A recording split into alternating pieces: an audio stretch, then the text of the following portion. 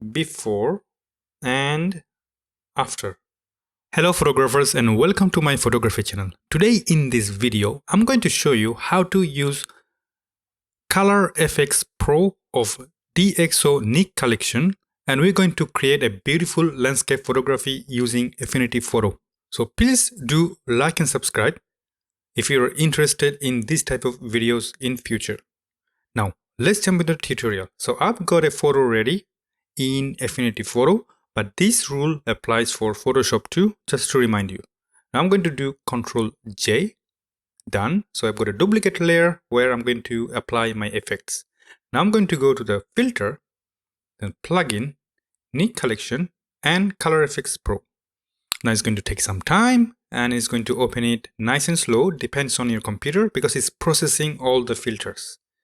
Now in Color Efex Pro, you have about 36 or 35 set of filters. This is pretty crazy and I'm stunned by it. So that means that it might take forever to edit a photograph. So right off the bat, the photograph looks fantastic and I love it. Each of them has their own character and photograph itself looks beautiful. So, sky is the limit. So you gotta figure out which one you want to start with first. Personally, I'm a little bit purist. So as much as I love the artistic look, however, I want to have all my details ready. So the glows and contrast and everything that can come up later.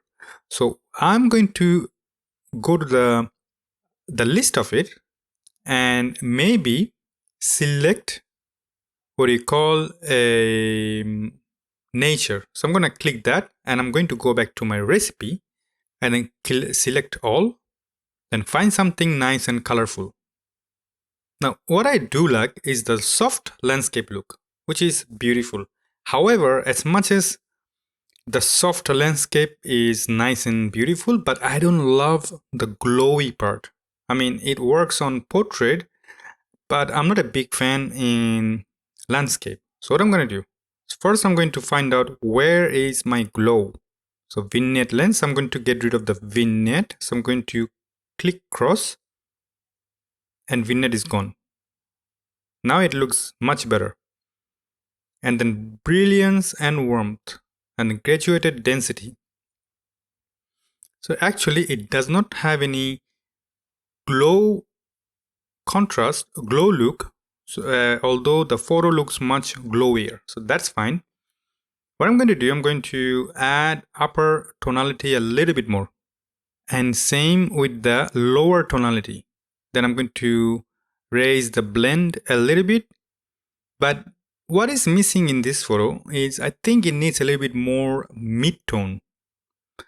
So I'm going to see if shadow is helping me at all. So it doesn't.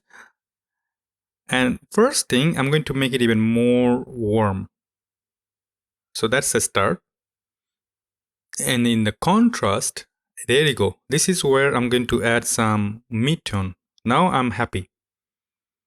Let's see if shadow is helping me. Not much. So I'm going to reduce the shadow. Highlight. No, I'm not going to add any highlight. I'm going to reduce the highlight. So that looks so far so good. And then the saturation. I love a really nice, well-saturated landscape photo. You can do local control points, but I'm not going to do that. I'm going to do a global edit. Now, here you go. You have a very pretty, awesome look. But in the Pro contrast, I'm going to fix a color cast. So what I'm going to do, I'm going to see what the slider does for me. And good news is this is adding a really nice pink glow on the horizon. That's a fantastic news. And then see if helping me to reduce any kind of highlight. Yep. So I'm going to reduce all my highlight from the horizon. Although it looks good, but I'm going to go to the filter library, see what it gives me so that I can add something. And I'm going to go to the travel and not much going on there. maybe in the architecture. So there I'm going to add level and curves. I'm going to add a little S curve there. Voila. And in the film, I have not much going on. So I'm going to go back to the nature, see if there is anything that gives me, some kind of, because I think the horizon could use a little bit more pink. So I'm going to add brilliance and warmth, which I already have it here, which is amazing, and see if it helps me somehow. Now it's making it a bit more too green to me. So I'm going to reduce a little bit. Voila, that looks a lot better now. All right, I'm happy, so I'm going to click OK.